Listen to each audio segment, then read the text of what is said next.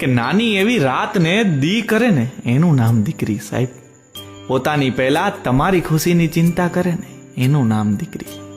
કે બોલવાથી તો આખી દુનિયા સમજી જાય સાહેબ, પણ તમે ચૂપ હો અને તોય તમને સમજી જાય ને એનું નામ દીકરી.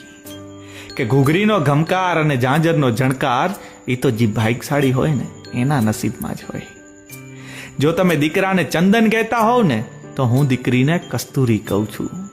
જો તમે દીકરાને ઘરની તિજોરી કહેતા હો તો હું દીકરીને ફળિયું કહું છું, ઘરનું આંગણું કહું છું. કેમ કે દીકરી વગરના ઘરમાં અવાજ હોઈ શકે, કલરવ ના હોઈ શકે, ને દીકરી વગરના ભવમાં જીવન તો હોઈ શકે પણ ઈશ્વર ના હોઈ શકે.